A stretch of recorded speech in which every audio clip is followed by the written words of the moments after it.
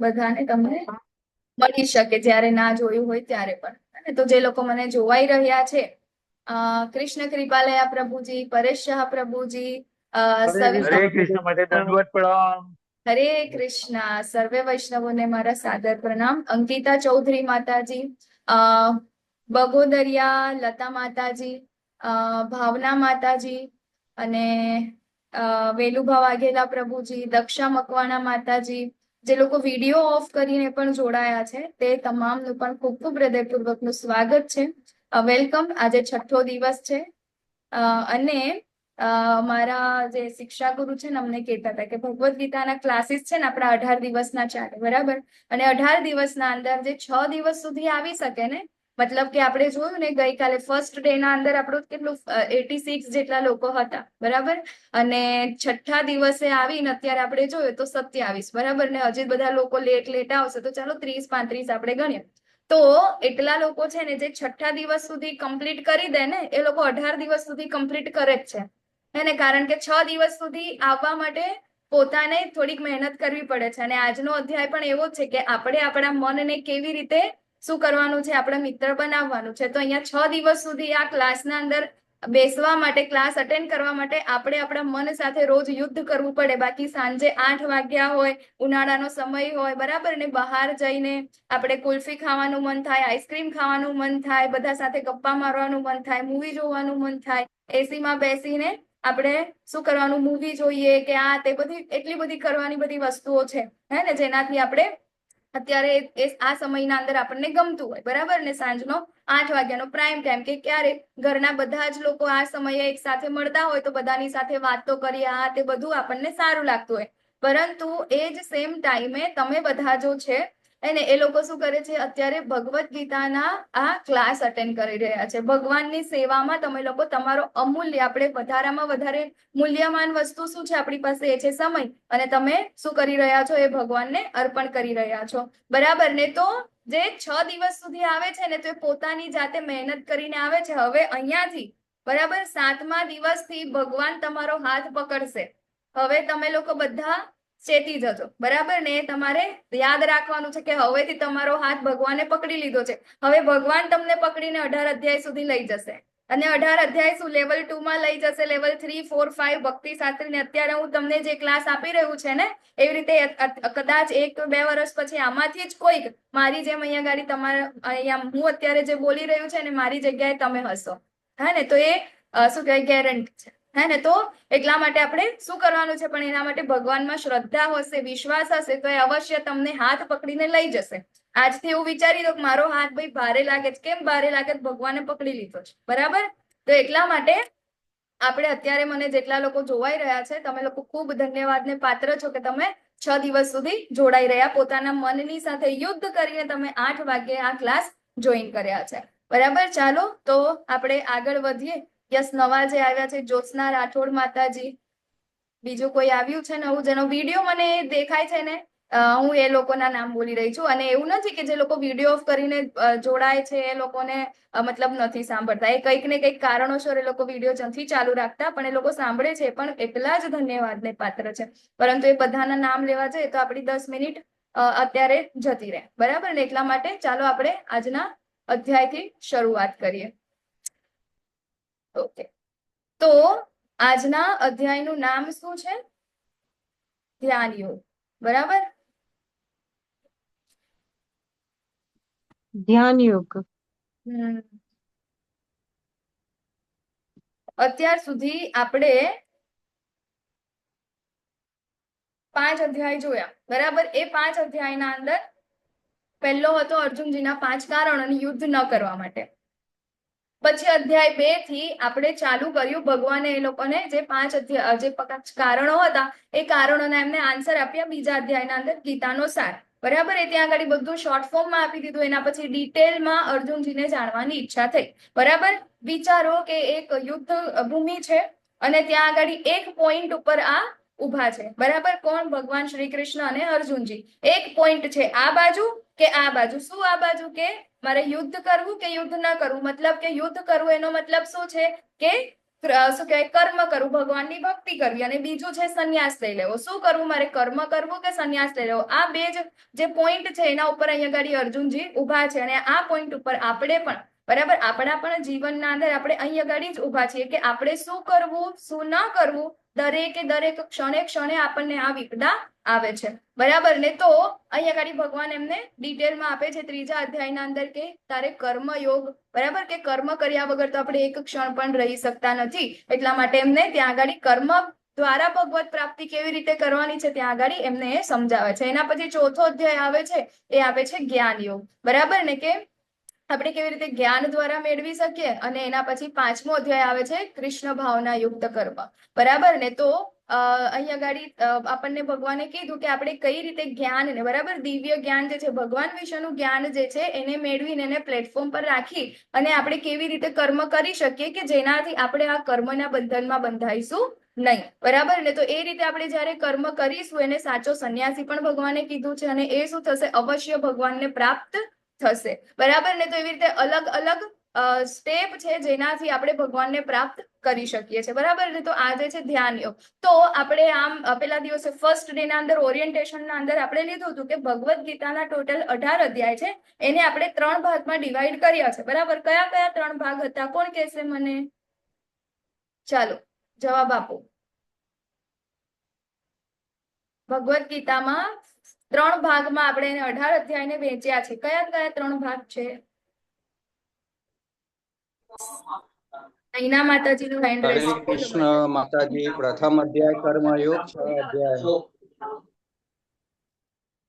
કોણ બોલી રહ્યું છે? ભક્તિ યોગ, કર્મયોગ ને જ્ઞાન યોગ. ભક્તિ યોગ, કર્મયોગ અને ધ્યાન. થોડું આડું આવડું છે એને સિરીઝમાં કોણ કહેશે મને, સિક્વન્સમાં?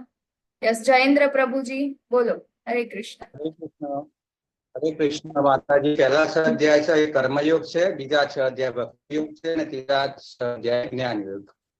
હરી બોલ. બરાબર. તો પહેલા 6 અધ્યાય છે એ કયા છે? કર્મયોગ, એટલે કે આપણે કર્મ કરતા સાથે ભગવાનને કેવી રીતે આપણે પ્રાપ્ત કરવાના છે, બરાબર? કર્મને પ્લેટફોર્મ પર રાખવાનો છે, કર્મની સાથે આપણે ભગવાનને કેવી રીતે પ્રાપ્ત કરવાના છે, બરાબર? તો અહીંયા કરી આજે એ જે અધ્યાય જે છે 6 અધ્યાય, બરાબર, કર્મયોગ વિશેનું જે જ્ઞાન છે આજે 6થા અધ્યાયમાંથી એ કમ્પ્લીટ થશે, અને આવતીકાલથી આપણે ભક્તિ યોગ તરફ આગળ જઈશું, બરાબર ને? 3 વસ્તુ છે. આપણે સેન્ડવિચ જોઈ હતી, તો એની પહેલી ઉપરનું જે પડ છે, ઉપરનું લેયર, પહેલી જે સેન્ડવિચ છે, બ્રેડ છે, એ આજે પૂરી થઈ જશે, બરાબર ને? અહીંયા ગાડી 6થા અધ્યાય સાથે, હા ને? તો આપણે ચાલો હું થોડા ઘણા પ્રશ્નો પૂછી લઉં. આપણા કર્મના પ્રકાર કેટલા હતા? હેન્ડ રેઝ કરો, હા, કોઈ રેન્ડમ નહીં, હેન્ડ રેઝ કરો. ચલો, કોણ બોલશે કર્મના પ્રકાર? નવા પાર્ટિસિપન્ટ્સ કોણ છે જે લોકોએ પહેલી વાર અહીંયા ગાડી આ શું કહેવાય ક્લાસ અટેન્ડ કર્યા છે, કે પહેલી વાર તમે લોકો જોડાયા છો? એમાંથી કોઈને ખ્યાલ છે? પરેશ પ્રભુજી નો હેન્ડ રેઝ. હરેશ કુમાર પ્રભુજી. હા પ્રભુજી બોલો. પ્રભુજી તમે મ્યુટ છો. હરેશ પ્રભુજી તમે મ્યુટ થઈ ગયા છો. એ 3 પ્રકાર છે કર્મના: કર્મ, અકર્મ અને વિકર્મ. કર્મ, અકર્મ અને વિકર્મ. વિકર્મ, હા. બરાબર છે. હજી કોઈ કહેશે? બીજું કોઈ નવા પાર્ટિસિપન્ટ્સ માંથી જે લોકો નવા જોડાયા છે એમને ખબર છે? એક ખબર હોય તો એક, બે ખબર હોય તો બે.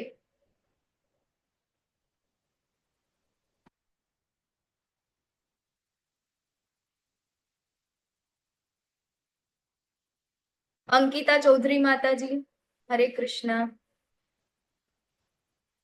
નથી ખબર? ઓકે, ચાલો બીજા કોઈને આન્સર આપવો છે? લતા માતાજી, બગોદરિયા લતા માતાજી, તમને કેવું છે કઈ? તમે મ્યુટ છો માતાજી. હરે કૃષ્ણ. હરે કૃષ્ણ. આન્સર બોલો તો ફરી વાર. ક્વેશ્ચન બોલું એમ? કર્મના પ્રકાર કયા કયા છે? હે હે કર્મના પ્રકાર કયા કયા છે? કર્મના પ્રકાર નો હોય. અરે બોલ. નવું આજે સાંભળ્યું, કર્મના પ્રકાર જ ના હોય. અચ્છા, તો માતાજી તમે થોડું ધ્યાનથી સાંભળો. કર્મના પ્રકાર છે અત્યારે જ હરેશ પ્રભુજી બોલ્યા, બરાબર ને? 3 પ્રકાર છે. યસ, રૂપલ માતાજી બોલો. હરે કૃષ્ણ. હરે કૃષ્ણ. કર્મના 2 પ્રકાર, કર્મ અકર્મ. કર્મ અને અકર્મ 2 પ્રકાર. ચાલો, 3 હતા, હવે 2 થયા. હજી કોઈ? માતાજી Yes. સકામ અકર્મ વિકર્મ ને એ પ્રભુજી હેન્ડ રેઝ સકામ કરો. અકામ વિકમ. હેન્ડ રેઝ કરવો પડે કૃષ્ણ પ્રભુજી. ચલો, જયેન્દ્ર પ્રભુજી. પ્રભુજી કૃષ્ણ માતાજી, હરે હરે કૃષ્ણ. કૃષ્ણ. કર્મ, સકામ કર્મ અને અકર્મ ને નિષ્કામ કર્મ, 4 કર્મના પ્રકાર છે. 4 એમાં કર્મ. વિકર્મ એટલે પાપ, વિકર્મ એટલે વિરુદ્ધ, સકામ એટલે ભૌતિક પ્લેટફોર્મ પર આપણે જે સારું કામ દાન પુણ્ય કરીએ છીએ, સકામ કર્મ આ સારું બીજો કર્મ ક્વેશ્ચન છે. કહેવાય. આ બીજો નિષ્કામ ક્વેશ્ચન છે કર્મ પ્રભુ. એટલે નિસ્વાર્થ નિષ્ઠાહીન, ફળ સાથે જે જોડાયેલા નથી એ નિષ્કામ કર્મ કે સકામ કર્મ એટલે દાન પુણ્ય કરતું જે કર્મ હોય ને ફળની આશા ન રાખવી તે સકામ કર્મ. સારું, ચલો હરિબોલ. થેન્ક યુ પ્રભુજી. ચાલો, હવે મને અકર્મ વિશે કોણ કહેશે? અકર્મ એટલે શું? હવે હેન્ડ રેઝ કરીને બોલો કોઈ પણ. અકર્મ એટલે શું? યસ, રૂપલ માતાજી બોલો.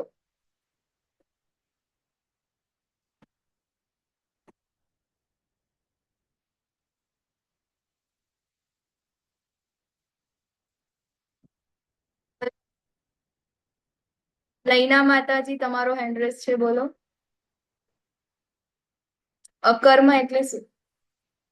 થોડી ક્વેશ્ચન ટફ હરે થઈ કૃષ્ણ ગયા. માતાજી.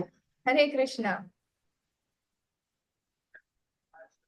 ભગવાન કૃષ્ણને કેન્દ્રમાં રાખીને જે કર્મ કરીને એ. ઓકે, ભગવાન કૃષ્ણને કેન્દ્રમાં રાખીને જે કર્મ કરીએ તે અકર્મ છે. ઓકે, બીજી કોઈ ભાષામાં આપણે મતલબ બીજી રીતે કેવું હોય તો કોઈને કેવું છે આમાંથી?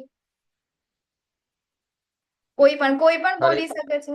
હરે કૃષ્ણ. યસ, દક્ષા માતાજીનો હેન્ડ રેઝ છે.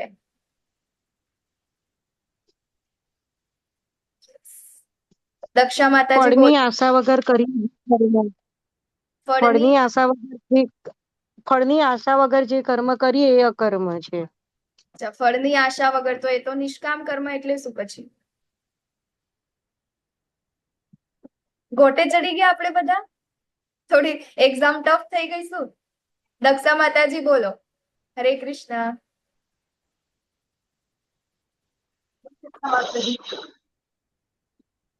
હા?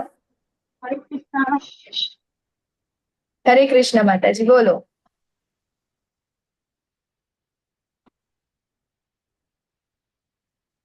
તમારો અવાજ. હા હા માતાજી બોલો, સંભળાય છે.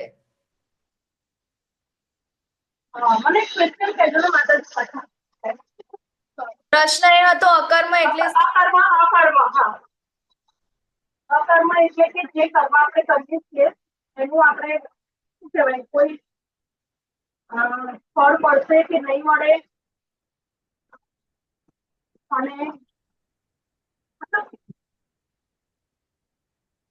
કર્મ એટલે કર્મ કરીએ છીએ આપણે, પણ એની પાછળ આપણે શું કોઈ કારણ હોય આપણા માટે એ જરૂરી ના હોય, એને અકર્મ કહેવાય. મતલબ કોઈ કારણ ના હોવું જોઈએ કે આ કર્મ મેં કેમ કરું છું. થેન્ક યુ માતાજી. યસ, દીપ્તિ માતાજી, હરે કૃષ્ણ. અકર્મ એટલે કે આપણને ખબર છે કે આનું છતાં આપણે તમારું વોઇસ કાર્ય કરતા હોય તે અકર્મ. એટલે આપણે 2 મિનિંગ કેવું છું. એટલે અકર્મ એટલે આપણે કોઈ જાણતા પણ ભૂલ કરીએ છીએ કે આપણને ખરાબ છે કે આ કર્મ કરતા છે પણ ખોટું છે, અને બીજું કે આપણને ખબર છે કે આપણને આ કાર્ય કરવાથી કઈ ફળ નથી મળવાનું, તો પણ આપણે કરીએ છીએ.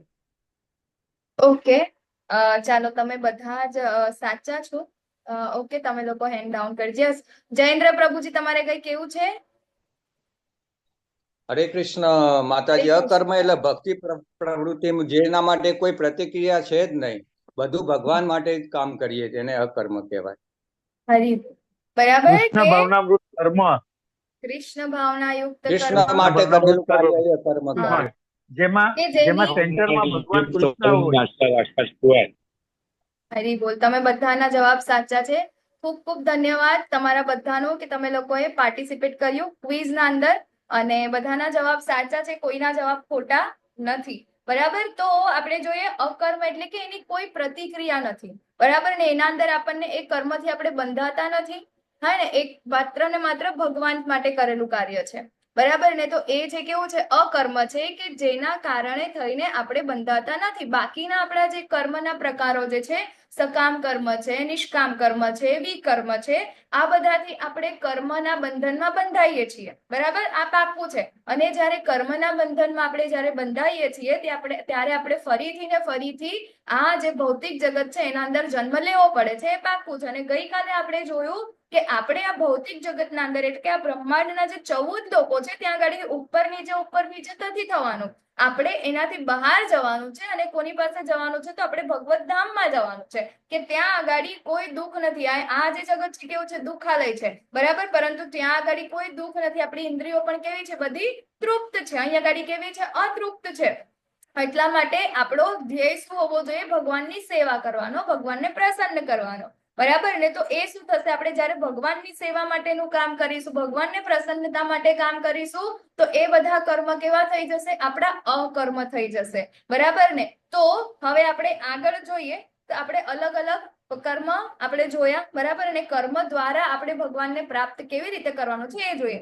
હવે આજનું જે છે એ છે ધ્યાન યોગ. બરાબર ને. તો ધ્યાન યોગ હવે ધ્યાન દ્વારા બરાબર ભગવાનની સાથે કેવી રીતે જોડાઈ શકીએ, એટલે કે ધ્યાન યોગ મેનલી કોના ઉપર ફોકસ કરવાનું છે? આપણે મન અને બુદ્ધિ. બરાબર ને. તો મન અને બુદ્ધિને આપણે નિયંત્રણમાં રાખી અને આપણે કેવી રીતે ભગવાન સાથે જોડાઈ શકીએ છીએ એને મતલબ છે આ ધ્યાન યોગ. બરાબર. તો એના અંદર આવશે આપણું અષ્ટાંગ યોગ. અને ઘણા બધા લોકો આપણે યોગા જે આપણા યોગા ક્લાસીસ ચાલે છે આ તે બધા. બરાબર ને. તો આપણે જઈએ છીએ તો એ જ બધું અહીંયા આગળ ભગવદ્ ગીતાના અંદર વર્ષો પહેલા ભગવાને આપ્યું છે. આજનું નથી કે ભાઈ યોગા હમણાંથી આવ્યું છે અને આપણે ચલાવીએ છીએ. બરાબર. ભગવદ્ ગીતાના અંદર પહેલેથી છે.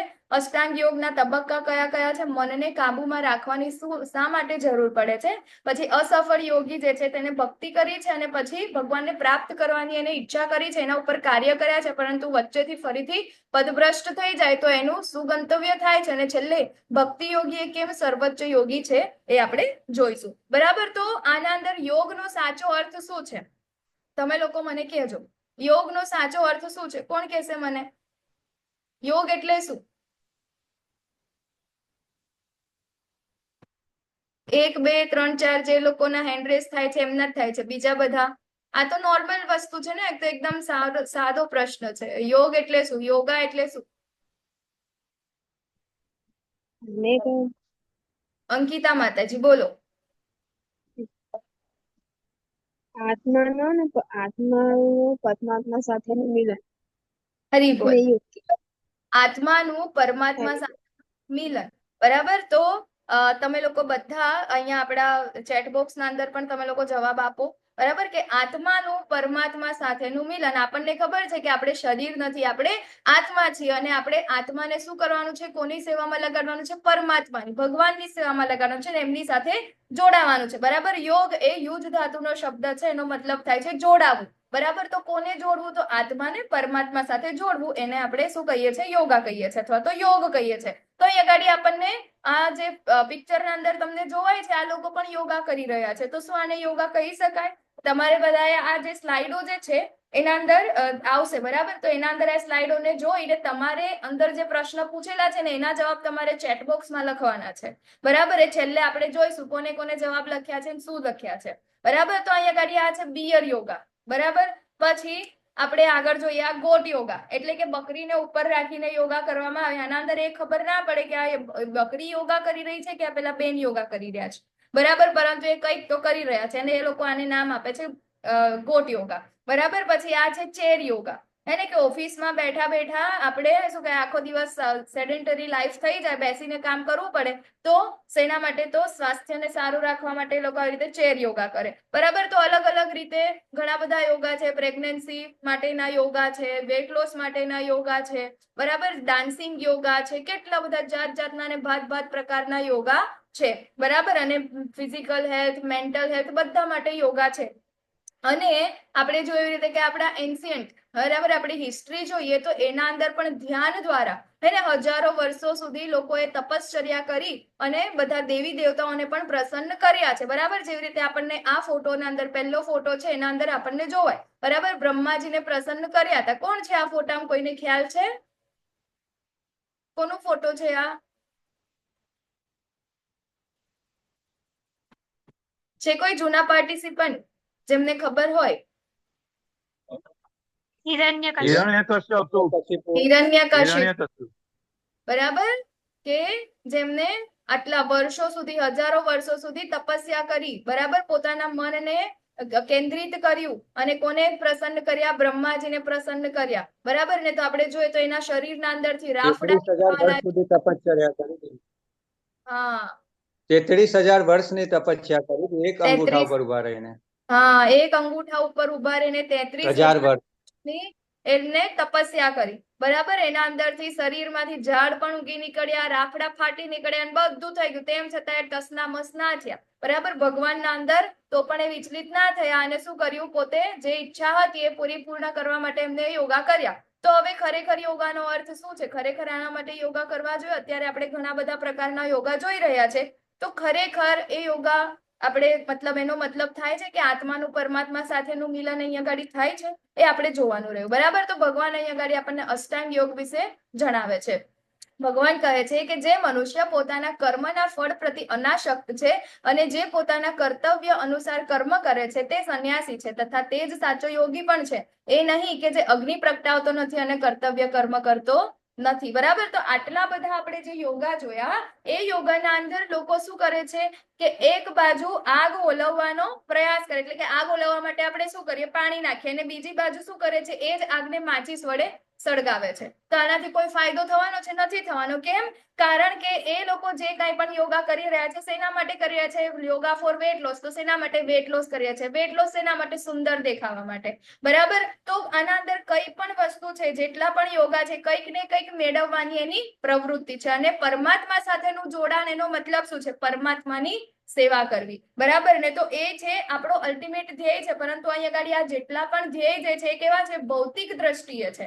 જેટલા પણ યોગા અત્યારે માર્કેટના અંદર આપણે જોઈએ છે બધા કેવા છે? ભૌતિક દ્રષ્ટિએ છે કે આનાથી આ રોગ નહીં થાય, આનાથી આપણું શું કહેવાય? સારું દેખાય, પછી કહેવાય ને કે યંગ દેખાવા માટેના યોગા છે, બરાબર. તો ઘણા બધા પ્રકારના જે યોગા છે એ લોકોના રિઝલ્ટ શું, મતલબ કે એ લોકોના એમ શું હોય છે? કઈ પણ ભૌતિક વસ્તુ માટે, બરાબર ને. તો આ બધા જે યોગા છે એને ખરેખર ભગવાન કહે છે કે એને યોગ કહેવાતો નથી. પરંતુ કોને કહેવાય છે યોગી? કે જે પોતાના કર્મના ફળ પ્રતિ અનાસક્ત છે, બરાબર. તો જે કરે છે ખરો, મનને કેન્દ્ર શું કે નિયંત્રિત કરવાનો પેલું શું કહે પ્રયાસ કરે છે, નિયંત્રિત કરે પણ છે, પરંતુ એ કોના માટે કરે છે?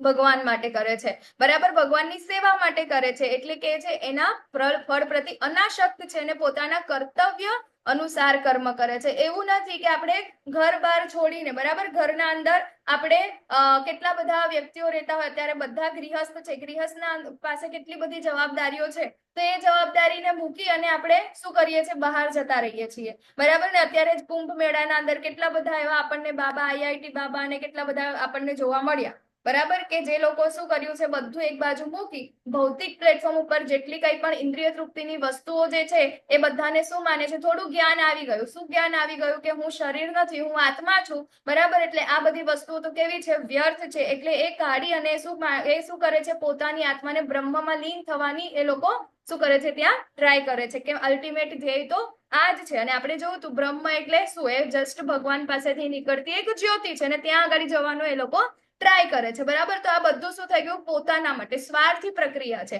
તો આ જે બધી વસ્તુ છે એના માટે આપણે કર્મને છોડી દઉં, આપણને ભૌતિક પ્રકૃતિ દ્વારા જે આપણને ગુણો મળ્યા છે, બરાબર, જે કર્તવ્ય આપણી પાસે છે એ તો આપણે કરવા જ રહે. એટલા માટે અહીંયા ભગવાન કહે છે કે કર્તવ્ય અનુસાર કર્મ કરે છે અને કર્મના ફળ પ્રતિ અનાસક્ત છે, એના ફળનો એને આશા નથી. એ જ કેવો છે? સાચો યોગી છે અને સંન્યાસી છે. એ નહીં કે જે અગ્નિ પણ પ્રગટાવતો નથી, કે એને ઘર બાર છોડી દીધા અને હિમાલયમાં જઈને, પહાડોમાં જઈને એક બાજુ બેસી ગયા અને પોતાના માટે શું કહેવાય, કશું બનાવી પણ નથી શકતા કે કશું જ નથી કરતા, બરાબર. ભૌતિક મતલબ કે ઇન્દ્રિયો દ્વારા જેટલા પણ કર્મ થાય છે એ બધા એ લોકો કરી શકતા નથી. તો આ કેવા છે? એ સાચા યોગી નથી. અહીંયા આગળ ભગવાન એને ડેફિનેશન આપે છે. તો ભગવાન આગળ કહે છે કે મનુષ્યએ પોતાના મનની સહાયતાથી પોતાનો ઉદ્ધાર કરવો જોઈએ. તો ધ્યાનનો મતલબ જ એ થાય છે કે આપણે મન અને આપણી જે બુદ્ધિ છે એના ઉપર આપણે નિયંત્રણ લાવવાનું છે, બરાબર. જ્યારે આપણે મનને વશમાં કરીશું, બરાબર, ત્યારે શું થશે? આપણું મન જે છે આપણા અંદર પરમાત્મા વાસ કરે છે, બરાબર. જ્યારે આપણે મનને વશમાં કરીશું ત્યારે મન પાસે ખાલી એક જ ઓપ્શન રહેશે. શું રહેશે? કે એ આપણા પરમાત્માની એટલે કે ભગવાનની જેટલી પણ આજ્ઞાઓ છે એ આજ્ઞાનું એ પાલન કરશે, બરાબર. તો જ આપણે અહીં અગાડીથી આપણને મુક્તિ પ્રાપ્ત થશે, બરાબર. તો અહીં અગાડી છે કે મનની સહાયતાથી પોતાનો ઉદ્ધાર કરવો જોઈએ. એટલા માટે આપણે મનને નિયંત્રણમાં કરવું જોઈએ. અને શું થશે? આપણે જ્યારે એને વશમાં કરવીશું ત્યારે શું થશે? એનું પતન થવા દેવું જોઈએ નહીં. એટલે મન બદ્ધ જીવનું મિત્ર પણ છે અને શત્રુ પણ છે. આપણને બધાને ખબર છે ને, મન એ આપણો મિત્ર પણ છે અને શત્રુ પણ છે. સવારે 4 વાગ્યાની વાત હોય ઉઠવાની, બરાબર ને, ત્યારે આપણને શું કે આપણું બે મન થાય, ઉઠું કે ના ઉઠું, ઉઠું કે ના. એક બાજુ બહુ જ ઊંઘ આવે છે, બહુ જ ઊંઘ આવે છે, અને એમાંય જો આપણને શું કહે, કંઈક આપણે મંગળા આરતી માટે ઉઠવું હોય કે કંઈક કામ માટે ઉઠવું હોય ને, ત્યારે આપણને બહુ જ આળસ આવે. આળસ આવે એટલે આપણને આપણી પથારી તો એટલી વાલી લાગવા લાગે ને કે આખી દુનિયામાં બધી જ વસ્તુ છોડી દઉં પણ મારો બેડ છે ને એ તો મારો સૌથી બેસ્ટ ફ્રેન્ડ લાગવા લાગે આપણને, બરાબર. કેમ? કારણ કે આપણું મન છે, એને શું કરવું છે? એને તો માત્ર આહાર, નિદ્રા, ભય અને મૈથુન, બરાબર, એના માટે જ એને આ બધું કાર્ય કરવું હોય છે, હે ને. તો આપણું મન જે છે એ આપણને આવી કોઈ પણ ભગવાન પ્રત્યેની જેટલી પણ પ્રક્રિયાઓ છે, જેટલા પણ કાર્ય છે આપણને કરવા દેતું નથી, બરાબર. અને કેમ? કારણ કે મન એ આપણા જે ભૌતિક, પેલા દિવસે આપણે જોયું હતું ને, કામ જે છે એની સાથે શું થઈ ગયું છે? ત્યાં આગળ એનાથી આસક્ત થઈ ગયો છે, બરાબર. તો અહીં આગળ છે કે આપણે મન એ બદ્ધ જીવનું મિત્ર પણ છે અને શત્રુ પણ છે. પરંતુ જો થોડી વાર આપણે ઉઠી અને એવું વિચારીએ કે ના ના ના, મારે આ કામ કરવાનું છે, આપણે જો એને મનને ખબર હોય કે મારે આ કાર્ય કરવાનું જ છે, ને જ્ઞાન હોય, ભગવાન વિશેનું જ્ઞાન હોય ને, એનું શું કહેવાય, શું થશે મંગળા આરતીમાં ઉઠીને, શું આગળ પ્રોસેસ શું છે બધું જ્યારે એને ખબર હશે ત્યારે શું થશે? એને એટલી આનાકાની થશે નહીં. ઘણા બધા લોકોએ અનુભવ્યું હશે, જ્યારે આપણે સવારે શું કહેવાય 3-4 વાગ્યાની કોઈ ટ્રેન હોય, બસ હોય અથવા તો ક્યાંક જવાનું હોય તો આપણે કેટલા વાગે, ભલે ને રાત્રે 2 વાગે ઊંઘ્યા હોય તો પણ સવારે 4 વાગે કે 3 વાગે ઉઠી જઈએ છીએ, બધા ઉઠી જઈએ, એલાર્મ વગર પણ આપણે ઉઠી જઈએ છીએ, બરાબર. તો કારણ કે આપણને એના પછીની વસ્તુ ખબર છે એટલા માટે.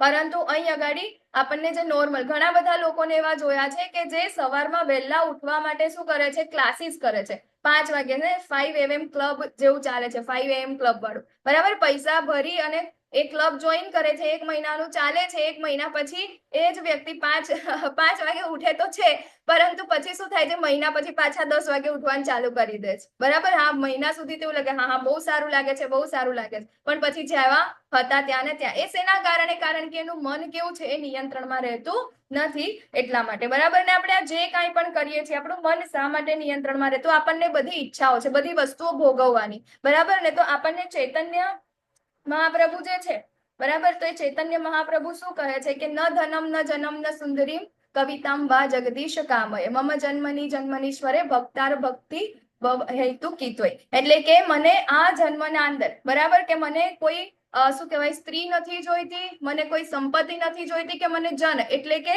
મને કોઈ ફેમ પણ જોઈતું નથી. આપણે કઈ આ 3 વસ્તુ માટે જ કામ કરીએ છીએ ને, બરાબર. આપણને ક્યાંક તો ફેમસ થવું છે, ક્યાંક તો વધુ સંપત્તિ આપણને જોઈએ છે, ક્યાં તો આપણને સ્ત્રી, બરાબર. સ્ત્રી એટલે કે પુરુષને સ્ત્રી અને સ્ત્રીને પુરુષ, બરાબર. આટલી 3 બેઝિક વસ્તુઓ છે જેના કારણે આપણે ગધેડાની માફક કર્મ કરીએ છીએ, બરાબર. તો અહીંયા ચૈતન્ય મહાપ્રભુ કહે છે કે મને આ 3 વસ્તુ, મને આ કોઈ જ લેવાની, મને કોઈ જ ઈચ્છા નથી, આ જોઈતી જ નથી. પરંતુ ભગવાનના અંદર ભલે ને મારો આ જન્મ શું, મારા જેટલા પણ જન્મ થાય ને, દરેક જન્મના અંદર ભગવાનની અહેતુકી ભક્તિ મને પ્રાપ્ત થાય, બરાબર. તો અહીંયા આગળ ચૈતન્ય મહાપ્રભુ એ આપણને એ શીખવાડે છે કે આપણે આપણા મનને એ રીતે કેળવવું જોઈએ. તો યોગ અને ભોગ વચ્ચેનો તફાવત, તો અત્યારે આપણે આગળ જેટલા પણ યોગા જોયા બરાબર, તો એ શું હતું? ભોગ હતા ને. એક પણ જગ્યાએ યોગ હતું. યોગ એટલે શું કે આપણે ઇન્દ્રિયોને કંટ્રોલ કરવાની છે બરાબર, અને એને આપણે ભગવાનના અંદર લગાડવાની છે. પરંતુ અહીંયા તો બધા ભોગ કરતા હતા. આપણે બિયર યોગા જોયા બરાબર ને, એક બાજુ યોગા કરે છે ને એક બાજુ ઇન્દ્રિય તૃપ્તિ કરે છે બરાબર. પછી આપણે શું કહેવાય, યંગ થવા માટેના યોગા છે, વેટ લોસ માટેના યોગા છે. એના પાછળ હેતુ શું છે? એનો હેતુ છે ભોગ ભોગવવાનો બરાબર. તો આ છે યોગ અને ભોગ. તો યોગ એટલે છે કે ભગવાનની સાથે જોડાવું, નહીં કે આપણે કોઈ પણ ભૌતિક પ્લેટફોર્મ ઉપર એની કોઈ પણ રિઝલ્ટની ઈચ્છા રાખવાની. ભગવાન કહે છે કે આપણે કોઈ પણ કાર્ય કરે છે એના રિઝલ્ટની ઈચ્છા આપણે રાખવાની, એના ફળ પ્રત્યે આપણે અનાસક્ત થવાનું છે. તો આપણું એ કાર્ય જે છે કેવું છે? યોગીનું કાર્ય છે. ભગવાન કહે છે કે જેને મન પર વિજય મેળવ્યો છે તેને માટે મન એ સર્વશ્રેષ્ઠ મિત્ર છે, પણ જે આમ કરવામાં નિષ્ફળ નીવડ્યો છે તેને માટે મન એ સૌથી મોટો શત્રુ બની રહ્યો છે બરાબર. તો સમાજના અંદર એવા ઘણા બધા દાખલા છે કે જે લોકો ને શું કે એમના મન જે છે એ કેવા છે? સૌથી મોટા શત્રુ બની ગયા છે. કેટલા બધા લોકો છે જે લોકો વ્યસની છે, એ વ્યસની લોકોને છોડવું, એમને ખબર છે કે ભાઈ આ વ્યસન કરવાથી મને કેન્સર થઈ શકે છે, આનાથી મારું શરીર ખરાબ થઈ શકે છે, તેમ છતાં એ લોકો એ વ્યસન છોડી શકતા નથી. અને શું થાય છે? એનો શિકાર બની જાય છે. કેમ? કારણ કે એનું મન જે છે એ નિયંત્રિત નથી. એટલા માટે એ ગાડી કહે છે કે મન એ સૌથી મોટો શત્રુ પણ છે અને મિત્ર છે. હરે કૃષ્ણ. જેને મનને જીત્યું છે તેને માટે પરમાત્મા પ્રાપ્ત થયેલા જ છે, કારણ કે તેને શાંતિ પ્રાપ્ત કરેલી છે. આવા પુરુષ માટે સુખ દુઃખ, ઠંડી ગરમી, માન અપમાન બધું જ એક સમાન હોય છે બરાબર. તો મનને જ્યારે આપણે ભગવાનના અંદર લગાડીશું, નિયંત્રિત પરમાત્મા સાથે જ્યારે જોડીશું બરાબર, ભૌતિક ઇન્દ્રિયો જેટલી જે છે, આપણે ઇન્દ્રિય તૃપ્તિ માટે આપણે આગળ નહીં વધીએ ત્યારે શું થશે? જેટલી પણ આપણી પાસે મતલબ જેટલી કોઈ પણ સિચ્યુએશન હોય ને, સુખ હોય દુઃખ હોય, ઠંડી ગરમી, માન અપમાન, એ બધામાં કેવા હોય છે? એક સમાન હોય છે. પરંતુ આ બધી જ વસ્તુ આપણને બહુ ઈઝી લાગે ને, કે ઇન્દ્રિયોને નિયંત્રિત કરવી, મનને નિયંત્રણમાં રાખવું, બુદ્ધિને અહીંયા લગાડવું, તો શું આપણે કઈ રીતે કરી શકીએ બરાબર. તો એના અહીંયા આગળ ધ્યાન યોગ એટલે કે અષ્ટાંગ યોગ, કે જેના અંદર આપણે મનને નિયંત્રણમાં કરી શકીએ બરાબર. તો અષ્ટાંગ યોગ આપણે કેવી રીતે કરી શકીએ અને અષ્ટાંગ યોગ શું છે એ આપણે જોઈએ. તો અષ્ટ અંગ, આપણે એની સંધિ છૂટી પાડે ખબર પડે કે જેના 8 અંગો છે, જેનો એની સાથે સંબંધ છે બરાબર. 8 અંગો કયા કયા છે? તો યમ, નિયમ, આસન, પ્રાણાયામ, પ્રત્યાહાર, ધરણ, ધ્યાન અને સમાધિ. સૌથી પહેલું છે યમ બરાબર, એટલે કે બાહ્ય શિસ્ત, કે આપણે કોઈ પણ યોગ કરવા માટે, ભગવાનની સાથે જોડાવા માટે સૌથી પહેલું પગથિયું છે યમ, અષ્ટાંગ યોગના અંદર બરાબર. બાહ્ય સ્થિત એટલે શું? કે એકાંત સ્થળે રહેવું, પછી એના શું કહે, હંમેશા મનને ધ્યાનપૂર્વક નિયંત્રિત કરવું જોઈએ. તો હવે આ છે પેલું, એકાંત સ્થળે બેસવાનું છે. અત્યારે આપણને આ જમાનાના અંદર અથવા મતલબ કે કલયુગના અંદર બરાબર આપણને એકાંત સ્થળ મળે છે? નથી મળતું બરાબર. તો આ છે જંગલમાં જ, એ અત્યારે આપણા માટે પોસિબલ નથી. તો આપણે પછી યોગ જે આસન જે છે ને, આસન તો 3જા નંબરે આવે છે. તો અત્યારે આપણે બધા શું કરીએ છીએ? યોગાસન, યોગાસન. તો યોગાસન માટે સૌથી પહેલા આ જે 2 નિયમો છે એને ફોલો કરવા પડે, એના પછી જ આપણે આસન કરી શકીએ, તો જ આપણને એનું બેસ્ટ રિઝલ્ટ મળે. તો પહેલું છે યમ, એકાંત સ્થળે જવું, અને બીજું છે નિયમ બરાબર. કે નિયમ એટલે કે આપણે ક્યારે આહાર લેવાનો છે, ક્યારે નથી લેવાનો, ક્યારે શું કરવાનું છે, બધું જ નિયમના અંદર ચાલતું હોવું જોઈએ બરાબર. આ કહે છે કે અતિશય આહાર લે અથવા તો બિલકુલ આહાર લેતો નથી, અતિશય ઊંઘે અથવા તો પૂરતી ઊંઘ ન લે બરાબર. તો આ બધા જે છે નિયમના અંદર, તો એ નિયમિત રીતે થવું જોઈએ બરાબર. કેવો આહાર લેવાનો છે, ક્યારે લેવાનો છે, કેટલો લેવાનો છે, કેટલું ઊંઘવાનું છે, ક્યારે ઊંઘવાનું છે, શું કરવાનું છે, એ બધી જ વસ્તુ નિયમના આધારે ચાલવી જોઈએ. તો આપણે દર રવિવારે હે ને, જેટલા મતલબ મેટ્રો સિટીઝ જે છે ત્યાં આગળ તો જેટલા પણ પાર્ક હોય ને, ત્યાં રવિવારે સવારમાં બધા જ લોકો દોડવા આવે, યોગા કરવા આવે, બધું જ આવે. અને જેવા એ બહાર નીકળે ને, એ ગાર્ડનની બહાર નીકળે ને, એટલે તમને બધી જ પ્રકારના વ્યંજનો મળે ખાવા માટેના બરાબર. તો હવે ત્યાં આગળ તો શું કહે, આસન કરવા, ત્યાં યોગ કરવા ગયા છે ને, એની બહાર નીકળીને આપણે પહેલો જે નિયમ જે છે એનો જ આપણે ભંગ કરી દીધું. તો આપણને આસન જે છે એનો આપણો એટલો બધો આપણને ત્યાં આગળ રિઝલ્ટ મળશે નહીં બરાબર. તો પહેલા 2 જે સ્ટેપ છે એ ફોલો થવા જાય. હવે ત્રીજું સ્ટેપ જે છે આસન. આસન એટલે શું? કે કુસા ઘાસને જમીન પર પાથરવું, એના ઉપર બેસી અને આપણે અલગ અલગ જે મુદ્રાઓ બનાવીએ છીએ બરાબર. તો અહીંયા ગાડી કુશાઘાસ અત્યારે નથી, પણ આપણે અત્યારે શું વાપરીએ છીએ? યોગા મેટ. બરાબર, યોગા મેટ ઉપર બેસીને આપણે જે કંઈ પણ આસનો મુદ્રાઓ જેને બનાવીએ છીએ એને કહેવાય છે આસન. બરાબર, એનાથી શું થાય છે કે આપણે આ શરીરના જેટલા પણ અંગો છે, સ્નાયુઓ જે છે એને આપણે શું કરીએ છીએ? એક આપણું જે મન જે છે એને કેન્દ્રિત કરવાનો આપણે પ્રયાસ કરીએ છીએ. બરાબર, પછી છે પ્રાણાયામ. પ્રાણાયામના અંદર શું કે આપણે શ્વાસ દ્વારા, બરાબર, કે શ્વાસ દ્વારા આપણે શું કરીએ છીએ? આના અંદર આખું ડિટેલ ના અંદર આપેલું છે કે આપણું જે શું કહેવાય દ્રષ્ટિ જે છે એ આપણે શું કહેવાય બે ભ્રમરોની વચ્ચે કેન્દ્રિત કરીને, બરાબર, શ્વાસ દ્વારા આપણે નિયંત્રિત કરવાનું છે. શ્વાસને નિયંત્રિત કરવાનું છે. બરાબર, શ્વાસ લેવાનો છે, ઉચ્ચ શ્વાસ લેવાનો છે. બરાબર, તો એ છે આપણા પ્રાણાયામ. પછી બીજું છે પ્રત્યાહાર. પ્રત્યાહાર એટલે કે આ પ્રમાણે શરીર, મન તથા કર્મમાં હર હંમેશ સંયમનો અભ્યાસ કરતો સંયમિત મનવાળો યોગી આ ભૌતિક અસ્તિત્વમાં સમાપ્ત થઈ ભગવત ધામ અથવા તો કૃષ્ણ લોકને પ્રાપ્ત કરે છે. એટલે હવે શું થઈ ગયું? એને યમ, નિયમ, આસન, બરાબર, અને છેલ્લે પ્રાણાયામ. બરાબર, આ બધી જ વસ્તુ હવે એને શ્વાસને પણ કંટ્રોલ કરી દીધું. પ્રાણાયામ એટલે શું કે એટલે એના શ્વાસને એને કંટ્રોલ કર્યું. બરાબર, તો શ્વાસને પણ કંટ્રોલ કરી દીધું એટલે પછી શું થાય છે? અહીં આગળ એનું જે ધ્યાન જે છે, બરાબર, એ ભગવાનના અંદર લાગે છે. બરાબર, કે ભૌતિક અસ્તિત્વનું અંદર એને સમાપ્ત થઈ જાય છે. એને એવું લાગે છે કે આ ભગવાન સાથે જોડાવાની પ્રક્રિયા ત્યાં આગળ ચાલુ થાય છે. પછી છે ધારણા. હવે શું કરે છે? એને બધું કંટ્રોલ કરી લીધું એટલે એનું જે ધ્યાન જે છે, બરાબર, એ ભગવાનના અંદર લગાવવાનો એ ટ્રાય કરે છે. એને કહેવાય છે ધારણા. બરાબર, ભૌતિક ઈચ્છાઓથી રહિત થઈ જાય છે અને યોગમાં સુસ્થિર થયેલો કહેવાય છે. એના પછી આવે છે ધ્યાન. બરાબર, તો ધારણા જે છે એ ધ્યાન પહેલાનું પગથિયું છે કે એને ભગવાનના અંદર લગાવવાનો ટ્રાય કરે છે. હવે ધ્યાન જે છે એ લાગી ગયું છે. બરાબર, કે જેવી રીતે હવાના અંદર એક આપણે દીવો મૂકીએ, બરાબર, તો એ દીવો જે છે પહેલા તો કેવો આમ ડગમગ ડગમગ થતો હોય, પછી થોડી વાર પછી એકદમ સ્થિર થઈ જાય. બરાબર, તો એવી જ રીતે ધ્યાનમાં રહેલો મનુષ્ય જે છે તો એની ઇન્દ્રિયો જે છે, એનું મન જે છે એ પણ કેવું થઈ જાય છે? ત્યાં આગળ સ્થિર થઈ જાય છે. અને છેલ્લે સમાધિ. સમાધિ એટલે કે ભગવાનના અંદર એ લાગી જાય છે. બરાબર, એને બાહ્ય કોઈ પણ વસ્તુનું ધ્યાન રહેતું નથી અને છેલ્લે એ કોના અંદર? ભગવાનના અંદર એ લાગી જાય છે. બરાબર, તો આપણે આ 8 અંગો છે અષ્ટાંગ યોગના અંદર. બરાબર, યમ, નિયમ, આસન, પ્રાણાયામ, પ્રત્યાહાર, ધારણા, ધ્યાન અને આપણો આ સમાધિ. તો હવે આમાંથી કેટલા જણા છે જે અષ્ટાંગ યોગ કરવા માટે રેડી છે? કોઈ અષ્ટાંગ યોગમાં મતલબ સમાધિ સુધી આવવા માટે રેડી છે? કોઈ હેન્ડ રેઝ કરો.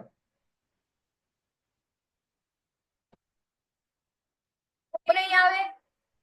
નહીં કરી શકીએ? જો ભગવાને તો આજે આપણને શીખવાડી પણ દીધું, ના કરી શકાય આપણાથી? હા, હિરલ માતાજી બોલો, હેન્ડ રેઝ કર્યો છે. હિરલ મદાન માતાજી બોલો. હા હા, હું યોગ તો કરતી હતી હા, પહેલા, પણ હમણાં થોડું મારે જોબ ના એના હિસાબે ને છોકરાઓનું ને જોવાના કારણે નથી થતું મારાથી જોબ, પણ ધ્યાન પણ કરતી હતી અને યોગ પણ કરતી હતી. ઓકે, યોગ કરતા હતા, ધ્યાન કરતા હતા. ઓકે, મારો પ્રશ્ન અહીંયા આગળ હજી એ જ છે કે સમાધિ સુધી પહોંચી શકીશું આપણે? મહેનત જોશે. ના માતાજી, કોઈ પણ સંજોગોમાં યસ, જયેન્દ્ર પ્રભુજી. સતયુગમાં હતું. પહોંચી શકાય. સતયુગમાં ન પહોંચી શકાય. સતયુગમાં હતું. ના પહોંચી શકાય એટલે સતયુગમાં ઓકે, ચાલો તમારા બધાને જવાબને ગ્રાહ્ય રાખીએ આપણે. બરાબર, કે હવે અર્જુનજી આના માટે શું કહે છે તે આપણે જોઈએ. બરાબર, તો એના પહેલા ભગવાન કહે છે કે મન પોતાની ચંચળ તથા અસ્થિર વૃત્તિને કારણે જ્યાં જ્યાં ભટકતું હોય ત્યાંથી મનુષ્યએ તેને સર્વથા પાછું વાળી લેવું જોઈએ અને પોતાના નિયંત્રણ હેઠળ લાવવું જોઈએ. બરાબર, અત્યારે હિરલ માતાજીએ કીધું કે પહેલા હું યોગ કરતી હતી, પ્રાણાયામ કરતી હતી. તો યોગ અને પ્રાણાયામ પછી છે કે એનું સ્ટેજ જે છે ધ્યાન સુધી ના આવે ત્યાં સુધી આપણો યોગ કમ્પ્લીટ થયેલો ગણાય નહીં. બરાબર ને? જો ધ્યાનમાં આપણે આવી જાય તો ફરીથી આપણને એ પ્રશ્ન જ ના આવે કે પહેલા કરતા હતા ને હવે ટાઈમ નથી મળતો તો નથી કરતા. કેમ? કારણ કે ત્યાં આગળ તો એનો અલ્ટિમેટ ધ્યેય શું છે? યોગનો ધ્યેય શું છે? ભગવાન સાથે જોડાવાનું. બરાબર, તો એ શું છે? છેલ્લે સમાધિ છે. તો એ સમાધિ આપણે લેવી પડે, પરંતુ ત્યાં સુધી આપણે પહોંચી શક્યા નથી. ધેટ મીન્સ આપણે એ યોગના અંદર આગળ વધી શક્યા નહીં. બરાબર ને? તો અહીંયા આગળ ભગવાન એ જ કહે છે કે મન પોતાની ચંચળ તથા અસ્થિર વૃત્તિને કારણે જ્યાં જ્યાં ભટકતું હોય આપણે ત્યાંથી તેને પાછું વાળી લાવવું જોઈએ. જો આપણે એને નહીં લાવીએ, બરાબર, તો આગળ કીધું એ રીતે આપણો શત્રુ પણ છે અને મિત્ર પણ છે. હવે અર્જુનજી આના વિશે શું કહે છે? જે પ્રશ્ન મેં તમને કર્યો એ જ પ્રશ્ન ભગવાનને અર્જુનજી કરે છે. કહે છે કે હે મધુસૂદન, આપે જે યોગ પદ્ધતિ સંક્ષેપમાં મને વર્ણવી છે તે મને અવ્યવહારુ તથા નભાવી ન શકાય એવી લાગે છે, કારણ કે મન ચંચળ તથા અસ્થિર છે. બરાબર, આપણા બધાની સાથે આ બધી વસ્તુ થઈ ચૂકી છે ને. આપણે ઘણા બધા લોકોએ યોગા કર્યા, કેટલું બધું કર્યું, બધા જ અત્યારે પણ કરતા હશે ને, બરાબર, પરંતુ આપણે સમાધિ સુધી પહોંચી શકતા નથી. આપણે તો ધ્યાન, ત્યાં આગળ પેલું આવે છે ને ધ્યાન અથવા પ્રાણાયામ, બરાબર, તો એના અંદર પણ આપણે જયારે બેસીએ છીએ, રોજ આપણે માળા કરીએ છીએ તો શું કરીએ છીએ? આપણે ધ્યાન લાગે છે, આપણું ધ્યાન કેટલી બધી જગ્યાએ, આપણું મન, બરાબર, કેટલું ચંચળ છે, કેટલી બધી વાર 1 સેકન્ડના અંદર 1 કરોડ વિચાર કરી નાખે છે, બરાબર. ઇવન આપણે વાંચવા બેસીએ છીએ ત્યારે વાંચવા માટે પણ શું કરવું પડે છે? આપણે આપણું ધ્યાન ત્યાં આગળ લગાડવું પડે છે, મન લગાડવું પડે છે, પરંતુ લાગે છે? નથી લાગતું, બરાબર. તો એવી જ રીતે ઇવન આપણે પ્રાણાયામ કરીએ છીએ, ધ્યાન કરીએ છીએ કે કઈ પણ વસ્તુ કરીએ છીએ ત્યારે આપણું આ જે મન જે છે એ ત્યાં આગળ રહેતું નથી. કારણ કે કેવું છે? ચંચળ છે, એટલા માટે ભટક્યા કરે છે. અને ભગવાન કહે છે કે તારે એને લાવવાનું છે, અને એ લાવવા માટે ભગવાને આપણને અહીં આગળ 6થા અધ્યાયમાં કીધું છે અષ્ટાંગ યોગ, પરંતુ અર્જુનજી ફરીથી કહે છે કે ભાઈ આ વસ્તુ જે છે એ મને વ્યાજબી અથવા તો વ્યવહારુ લાગતી નથી. હવે અર્જુનજીનો આ પ્રશ્ન છે. અર્જુનજી મતલબ થયાને કેટલો સમય થયો? 5,500 વર્ષ પહેલા, કલિયુગની શરૂ, આપણે મતલબ દ્વાપર જે છે એ વખતે, દ્વાપરના એન્ડમાં, ને કલિયુગ તો હજી આવ્યો પણ નતો, બરાબર ને? તો એ વખતે જ્યારે અર્જુનજી આ પ્રશ્ન પૂછે છે, અર્જુનજી એટલે કોણ?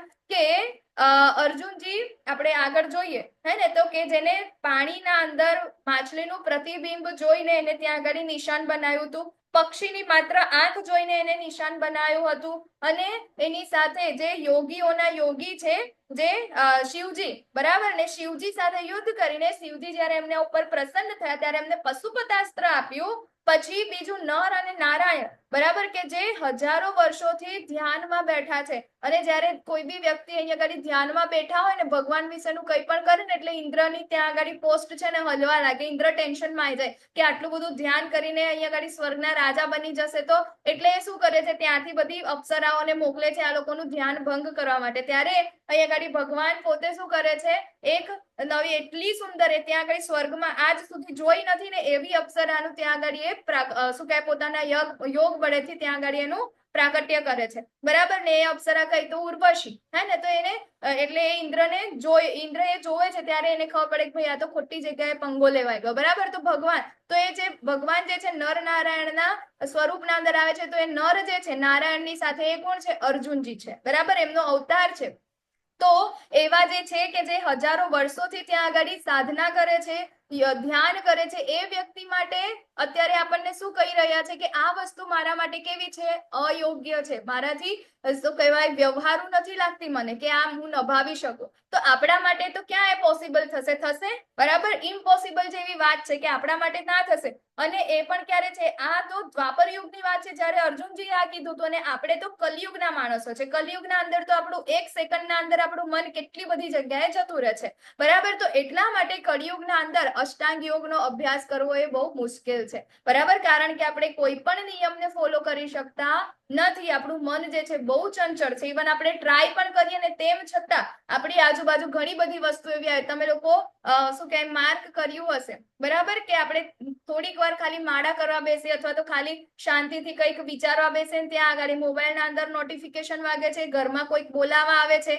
આજુબાજુથી કોઈક અવાજ આવે છે, કંઈક ને કંઈક. આજે છાપામાં આ વાંચ્યું હતું તો એ પાછું થોડીક વારમાં રિફ્લેક્ટ થઈ જાય છે, ઘરમાં મારું આ કામ બાકી છે એ યાદ આવી જાય છે, કંઈક ને કંઈક આપણા માઇન્ડના અંદર તૈયારીમાં આવી જાય છે, અને આપણું જે ધ્યાન જે જગ્યાએ લગાવીએ છીએ ત્યાંથી આપણે શું થઈ જાય છે? ભટકી જઈએ છે, બરાબર. તો એટલા માટે કળિયુગના અંદર અષ્ટાંગ યોગનો અભ્યાસ કરવો એ બહુ ડિફિકલ્ટ છે, બરાબર. અર્જુનજી તો અહીંયા અર્જુનજી તો આપણા માટે આ પૂછી રહ્યા છે, બરાબર ને, એમના માટે નથી. અર્જુનજી તો ભાઈ યોગીઓના યોગી છે, જે શિવજી છે એના સાથે પણ એ કર્યું હતું, એમના માટે આ બહુ ડિફિકલ્ટ નથી, પરંતુ એ આપણા માટે કહી રહ્યા છે, બરાબર. તો અહીંયા ફરીથી કે છે અર્જુનજી, શું કે છે? કે ચંચલમ હિ મનઃ કૃષ્ણ સમાધિ બલવદ્રઢમ તસ્યાહમ નિગ્રહમ મન્યે વાયોરિવ સુદુષ્કરમ. એટલે કે મન એક ચંચળ, ઉચ્છખલ, દુરાગ્રહી તથા અત્યંત બળવાન છે, તેથી તેને વશમાં રાખવું એ મને વાયુને વશમાં રાખવા કરતા પણ કેવું છે, વધારે અઘરું લાગે છે. અર્જુનજી કહે છે કે તમે મને મનને કંટ્રોલમાં રાખવાનું કહો છો, વાંધો નહીં, તમે મને એવું કહો ને કે આ વાયુને હું કંટ્રોલમાં રાખી દઉં, તું હમણાં કરી દઉં, એને ત્યાં આગળ થોભાવી દઉં, પરંતુ તમે મને મનને વશમાં રાખવા કહો છો ને, મને એનાથી પણ અઘરું લાગે છે. તો અર્જુનજી આ વસ્તુ કહી શકે છે. હવે વાયુ, બરાબર, વાયુની સાથે આપણા મનને એમને કમ્પેર કર્યું. વાયુ કેટલો ફાસ્ટ, આપણે એને રોકી શકીએ કોઈ જગ્યાએ, આપણે એને ભરી શકીએ નહીં, બરાબર ને? તો એની સાથે એને કમ્પેર કર્યું છે કે એને કંટ્રોલ કરવું મને ઈઝી લાગે છે, પરંતુ મનને કંટ્રોલ કરવું એ બહુ ડિફિકલ્ટ છે. તો આપણા જેવા મનુષ્ય માટે તો એ વાત જ ક્યાં થઈ. ત્યારે ભગવાન એમને જવાબ આપે છે કે હે મહાબાહુ કુંતી પુત્ર, નિસંદેહ ચંચળ મનને વશ કરવું એ અત્યંત અઘરું છે, પરંતુ યથાયોગ્ય અભ્યાસ તથા વૈરાગ્ય દ્વારા તેને વશ કરવું શક્ય છે. બરાબર, અહીંયા ગાડી ભગવાન કહે છે અભ્યાસે ન તું કોંતેય, એટલે કે આપણે એનો અભ્યાસ કરવો પડશે, પ્રેક્ટિસ કરવી પડશે. પ્રેક્ટિસ મેક પરફેક્ટ, બરાબર. પ્રેક્ટિસ કરીશું, અષ્ટાંગ યોગની પ્રેક્ટિસ કરીશું. અષ્ટાંગ યોગ તો આપણા માટે ઇમ્પોસિબલ વસ્તુ છે, બરાબર. તો યથાયોગ્ય અભ્યાસ શું છે? તો યથાયોગ્ય અભ્યાસ આપણને આપણા આચાર્યોએ આપ્યો છે. કેવી રીતે? તો એ આપણે ભક્તિ કાર્ય કરીને, બરાબર, ભગવાનની સેવાઓ કરીને આપણે એ કરી શકીએ છીએ, બરાબર ને? તો આગળ એને મતલબ કે શું કહે છે કે યથાયોગ્ય અભ્યાસ અને વૈરાગ્ય, એના દ્વારા જ્યારે આપણે આપણી ઇન્દ્રિયોને ભગવાનના અંદર લગાવીશું તો આપણે એને વધારે કંટ્રોલમાં કરવાની બહુ મહેનત કરવી પડશે નહીં. કારણ કે જે યોગી છે, જે ભક્ત છે ને, એના માટે તો બધી જ વસ્તુ કૃષ્ણ માટેની છે, બરાબર ને? તો એ જ્યારે કૃષ્ણના ઉપયોગમાં એને કરશે, જો કૃષ્ણનું નથી એનું પણ નથી, બરાબર. તો વ્યસન છે, તો વ્યસન કૃષ્ણ માટેનું નથી, તો એને ત્યાં આગળ મન લાગશે નહીં, બરાબર. ખોટી બધી જે શું કહેવાય વધારે પડતી જે કહેવાય ને આપણે પંચાયત કે આ તે બધું આપણે જે કરીએ છીએ એ કૃષ્ણના કામનું નથી, તો એ કરતો નથી, બરાબર. કે જે સાંભળવાનું છે, બોલવાનું છે, સ્મેલ કરવાની છે, કંઈ પણ કરવાનું છે, એ બધું જો કૃષ્ણના પ્રસન્નતા માટે નથી તો એ વસ્તુ એ કરશે નહીં. મતલબ એની ઇન્દ્રિય જે છે ઓટોમેટિક આવી ગઈ કંટ્રોલમાં. સૌથી વધારે સતાવતો પ્રશ્ન આપણને શું છે? અત્યારે આપણે બહારનું ખાઈએ છીએ, બરાબર ને? કેટલું બધું એવું કચરો જ ખાઈ રહ્યા છે, બરાબર. તો હવે આ કચરો આપણને ખબર કે ના ભાઈ ભગવાનને આ ભગવાન માટે નથી, કારણ કે આપણે એ કચરો ભગવાનને ઓફર કરી શકતા નથી. મારે તો ભગવાનને ઓફર કરેલું જ લેવાનું છે. ત્યારે શું થશે? એને બહારની વસ્તુઓ એને દૂર થઈ જવા લાગશે, મતલબ કે હવે એને એના અંદર ઇન્ટરેસ્ટ રહેશે નહીં, બરાબર. માતાજીઓ હોય ને એ લોકોને પાણીપુરી બહુ ભાવે, બરાબર. પાણીપુરીની લારી દેખે ને એટલે ગમે તેટલું કંઈ પણ હોય ને બધું કામ એક બાજુ છોડીને પાણીપુરી ખાવા પહેલા જાય. પરંતુ આ જ માતાજી જ્યારે ડિવોટી બને છે અને એના પછી જ્યારે શું કહેવાય ભગવાનને ભોગ લગાવ્યા સિવાયનું કશું ખાતા નથી ને એની સામે તમે પાણીપુરીની લારી શું, પરંતુ એની સામે પાણીપુરીનું આખું બજાર મૂકી દો તો એને ખાવાની ઈચ્છા ના થાય. કેમ? કારણ કે હવે એ શેમાં આવી ગયા છે કે ના, હવે મારે આને ભગવાનને ઓફર કરીને પછી જ લેવાનું છે, બરાબર. તો અહીંયા ગાડી એ જે ઇન્દ્રિયો જે છે, બરાબર, જે જીવવાની આપણી જે ટેસ્ટ વાળી જે ઇન્દ્રિય છે એ કેવી રીતે કંટ્રોલ થઈ ગઈ? જ્યારે ભગવાનને સેન્ટરમાં લાવ્યા. તો એવી જ રીતે આપણી જેટલી પણ ઇન્દ્રિયો છે, જેટલા પણ કાર્ય છે, આપણને જે શાંતિ નથી મળતી, બરાબર, એ જ્યારે આપણે ભગવાનના અંદર જ્યારે લગાવીશું, યથાયોગ્ય અભ્યાસ કરીશું, ત્યારે આપણે આપણા મનને શું કરી શકીશું? કંટ્રોલ કરી શકીશું. તો જે મનુષ્યનું મન અસંયમિત છે તેને આત્મ સાક્ષાત્કાર દુર્લભ હોય છે, પરંતુ જેનું મન સંયમિત છે તથા યોગ્ય ઉપાય દ્વારા પ્રયત્ન કરે છે તેને નિશ્ચિતપણે સફળતા પ્રાપ્ત થાય છે, મારો અભિપ્રાય છે, બરાબર. મન સંયમિત કરવા માટે પણ ભગવાન અહીંયા આગળ કહે છે કે યોગ્ય ઉપાય કરવાનો છે, નહીં કે કોઈ પણ કોઈએ કહી દીધું છે આવું કરવાનું છે, તેવું કરવાનું છે, લીંબુ પાણી પીવાનું છે, આમ છે તેમ છે, બરાબર. ધ્યાન યોગમાં આગળ વધે છે, કર્મ યોગના અંદર આગળ વધે છે, બધા જ વસ્તુ કરે છે, પરંતુ યોગ્ય ઉપાય શું છે? કઈ રીતે? આ બધી જ વસ્તુમાંથી પડી જવાના ચાન્સીસ છે, પરંતુ ભગવાન અહીંયા આગળ આપણને કહે છે યથાયોગ્ય ઉપાય દ્વારા પ્રયત્ન કરવાનો છે, બરાબર. જો આપણે યથાયોગ્ય પ્રયત્ન નહીં કરીએ તો એના અંદરથી કશું થશે નહીં, બરાબર. એક સ્ટોરી છે ને કે પેલા શું કહેવાય પેલા હોય છે સુથાર, ઝાડ કાપે એ લોકોને શું કહેવાય છે, બરાબર. તો એ લોકો ઝાડ કાપે છે ને તો એના અંદર 2 જણા હોય છે, તો બંને જણાને એના ત્યાંથી શું કહેવાય કહેવામાં આવ્યું છે કે તમારે આ ઝાડ કાપવાના છે. કઠિયારા કહેવાય મતે, કઠિયારા. કઠિયારા, બરાબર. તો એ છે ને એની કુહાડી લઈને ઝાડ કાપવા જાય છે, બરાબર. તો પહેલા 4-5 દિવસ તો એટલું સરસ કામ એનું થાય છે, મસ્ત રીતે ઝાડ કાપી દે છે, પરંતુ શું કહેવાય, એના જેમ જેમ દિવસો થાય છે ને, ચોથો 5મો દિવસ જેવી રીતે આવે છે ને, તો પહેલા દિવસે એને એક સાથે છે ને તો 4 ઝાડ કાપ્યા હતા, પરંતુ હવે જયારે 6ઠ્ઠો 7મો દિવસ છે ત્યારે એનાથી એક ઝાડ પણ નથી થતું, બરાબર ને. ત્યારે એ પાછો એના ગુરુ પાસે જાય છે અને કહે છે કે મારાથી આવું થાય છે, હું એટલી જ મહેનત કરું છું, સવારમાં 5 વાગ્યાનો નીકળી જાઉં છું, સાંજે હું 7 વાગે ઘરે આવું છું અને ખૂબ મહેનત કરું છું, પરંતુ તેમ છતાં જે પહેલા દિવસે મારું થયું હતું ને અત્યારે થતું નથી. ત્યારે એના ગુરુ કહે છે કે તારી કુહાડી મને બતાય, તો કે તું આને રોજ કે એને શાર્પ કરે છે, એને ઘસે છે, ધાર બનાવે છે, તો કે ના એમ નથી કર્યું, તો કે એ જ તો ઇમ્પોર્ટન્ટ છે, બરાબર. તો યથાયોગ્ય પ્રયત્ન આપણે કરવાના છે, એના ઉપાય આપણે યથાયોગ્ય જ્યારે આપણે કરીશું તો નિશ્ચિતપણે આપણને સફળતા પ્રાપ્ત થશે, બરાબર. અહીંયા ગાડી એ ભગવાન આપણને કહી રહ્યા છે. તો અસફળ યોગીની મંજિલ શું છે? તો અહીં ગાડી અર્જુનજી પૂછે છે કે જે લોકોએ આ યોગ જે છે, બરાબર, ધ્યાન યોગ છે કે જ્ઞાન યોગ છે, કર્મ યોગ છે, બધાના અંદર એ લોકો થોડા આગળ ગયા, પરંતુ વચ્ચેથી પાછે શું થઈ ગયા, એ લોકો ભ્રષ્ટ થઈ ગયા, એટલે કે વચ્ચેથી પાછું એમનું મન ભટકી ગયું ને ભૌતિકતાના અંદર પાછા લાગી ગયા, બરાબર. યોગા કરવા માટે આપણે આગળ ગયા, ભગવાનને પ્રાપ્ત કરવાની ઈચ્છા કરી, એના માટે આપણે આગળ ગયા પણ ખરા, ઇવન ભક્તિ પણ કરી, અને એના ફરીથી આપણે શું થઈ ગયા, પાછા આ ભૌતિક જીવનના અંદર આવી ગયા. તો એ લોકોને શું થાય છે, બરાબર, તો યોગ સિદ્ધિને પામી શકતો નથી, તો એ લોકોનું શું થાય છે, તો એની શું આ જેટલી પણ ભક્તિ જે છે એ જતી રહેશે. અત્યારે આપણે આ ક્લાસીસ અટેન્ડ કરીએ છીએ, બરાબર, હમણાં આપણને ખબર છે કે આપણે ભોગ લગાવવાનું છે, માળા કરવાની છે, બધું કરીએ છીએ, અને જ્યાં સુધી ક્લાસ ચાલે છે ત્યાં સુધી કરીએ છીએ, વર્ષ 2 વર્ષ 3 વર્ષ જ્યાં સુધી સમય મળે છે આપણે કરીએ છીએ, અને એના પછી ફરીથી જેવા આપણે આ ક્લાસીસ થી દૂર થઈએ છીએ, પછી ભક્તોથી દૂર થઈએ છીએ, એટલે શું કહે, કોઈ ફંક્શન આવે છે, કોઈ તહેવાર આવે છે, ત્યાં આપણે બહાર જમવા જઈએ છીએ,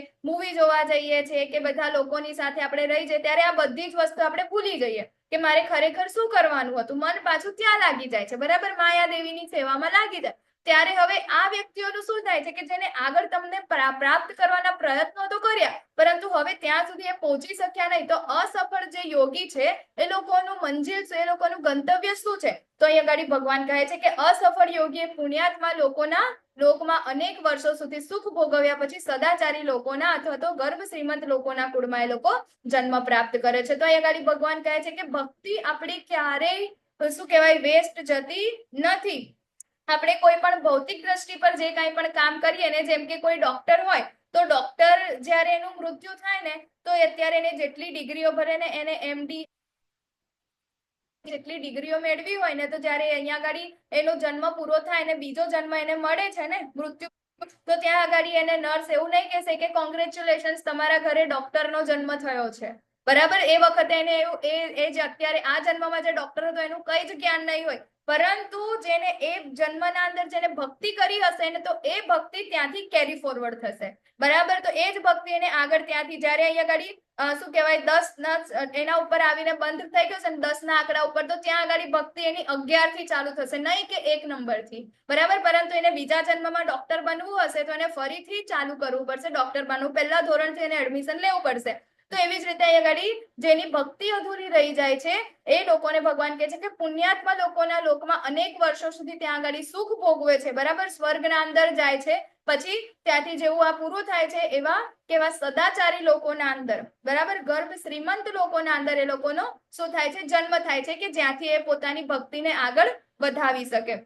પછી અથવા તો એનાથી પણ વધારે, બરાબર, અધ્યાત્મવાદીના કુળમાં જન્મ પામે છે, બરાબર. એટલે કે જે લોકો પહેલેથી જ વૈષ્ણવો છે, પહેલેથી જ ભગવાનના કાર્ય કરે છે, જે લોકોને પહેલેથી જ જ્ઞાન છે ભગવાન વિશેનું, એ લોકોના ઘરે એ લોકોનું શું થાય છે, દુર્લભ, મતલબ કે એ લોકોનો જન્મ થાય છે, અને આવો જન્મ એ કેવો છે, અતિ દુર્લભ છે, બરાબર. એક તો મનુષ્ય જન્મ દુર્લભ, અને એમાં પણ વૈષ્ણવના ઘરે, ભક્તના ઘરે જન્મ મળવો એ તો અતિ અતિ અતિ દુર્લભ છે, બરાબર ને. તો આપણે ભલે અત્યારે આપણે ખબર નહીં કેટલા કર્મો કર્યા હશે અને આપણે આજે આગળ કેટલા જન્મ લેવાના છે, પરંતુ અત્યારે આપણે જે કરી રહ્યા છે શું છે, ભગવાનની ભક્તિ કરી રહ્યા છે, આપણી આગળ કેરી ફોરવર્ડ થશે. તો સર્વ યોગીઓમાંથી જે યોગી અત્યંત શ્રદ્ધાપૂર્વક મને પરાયણ હોય છે તે પોતાના અંતઃકરણમાં મારું જ ચિંતન કરે છે અને મારી દિવ્ય પ્રેમમય સેવા કરે છે, તે યોગમાં મારી સાથે અત્યંત ગાઢ રીતે સંકળાયેલો છે અને તે બધામાં સર્વોચ્ચ છે. આ જ મારો મત છે. ખૂબ ઇમ્પોર્ટન્ટ શ્લોક છે.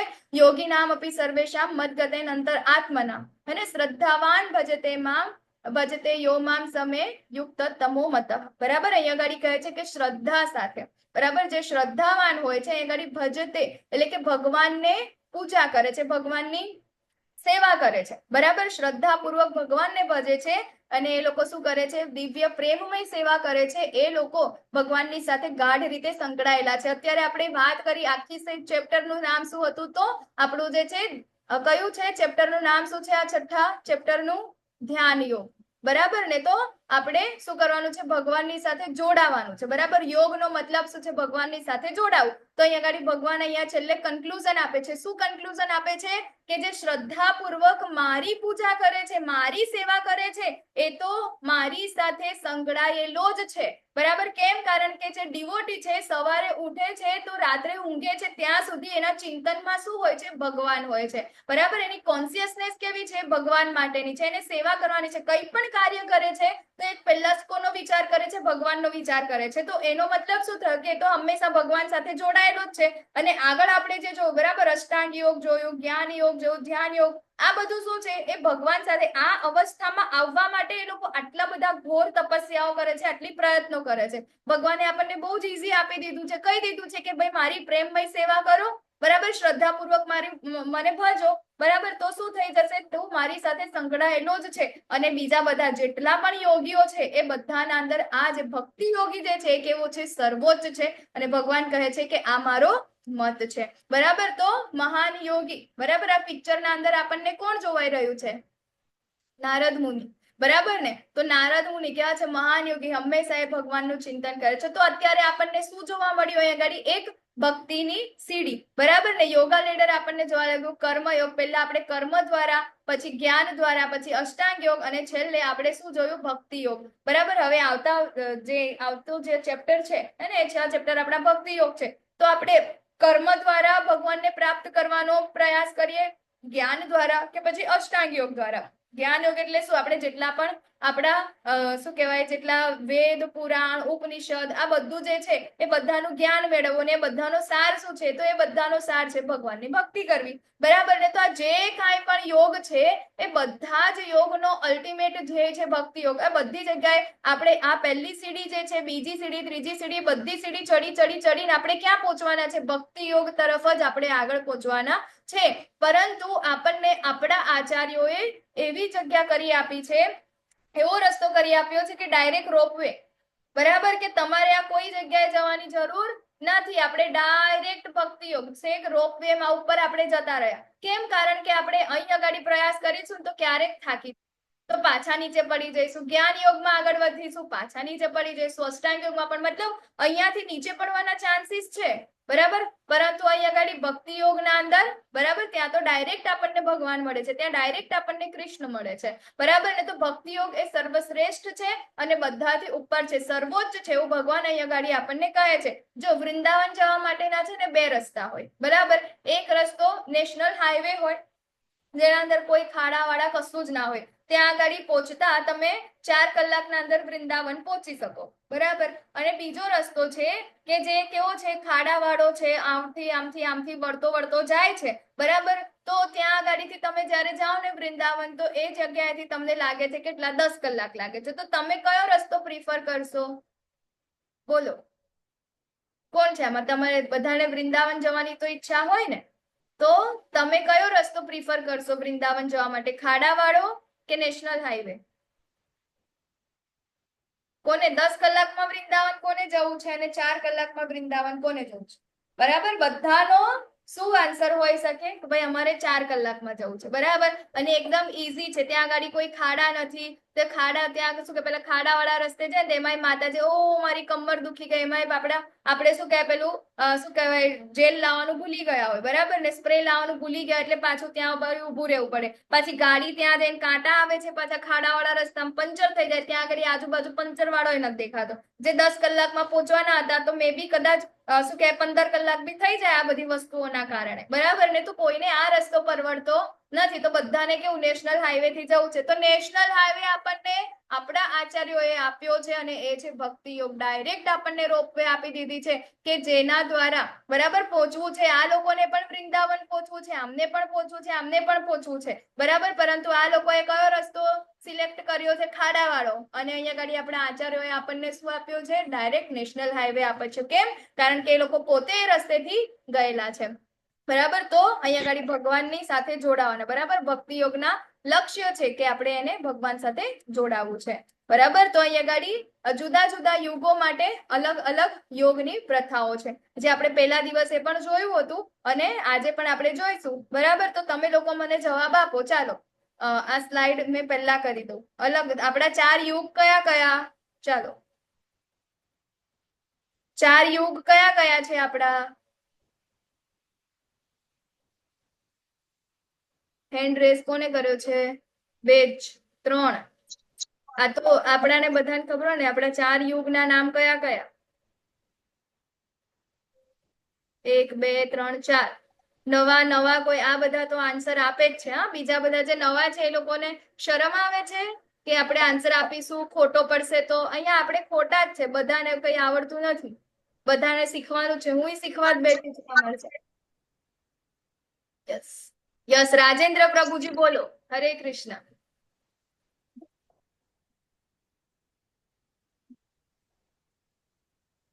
રાજેન્દ્ર પ્રભુજી તમારો હેન્ડ રેસ છે, બોલો. 4 યુગ આપણા? ત્રેતાયુગ ને કલયુગ. ત્રેતાયુગ અને કલયુગ 2 જ. 4 કયા કયા? ચાલો કોણ કહેશે મને? સતયુગ, દ્વાપર યુગ, ત્રેતાયુગ ને કલયુગ. એમ. હા, સતયુગ, ત્રેતાયુગ, દ્વાપર અને કલયુગ બરાબર. સરસ. હરી બોલ. બરાબર. તો હવે ચાલો બીજો એક પ્રશ્ન પૂછું તમને. સતયુગના અંદર કેટલા વર્ષનું આયુષ્ય હતું મનુષ્યનું? ચાલો કોણ કહેશે આન્સર? હેન્ડ રેસ કરો. ચાલો જેને આવડે એ લોકો હેન્ડ રેસ કરો. સતયુગના અંદર કેટલા વર્ષનું આયુષ્ય હતું? વ્યક્તિ કેટલા વર્ષ સુધી જીવી શકે?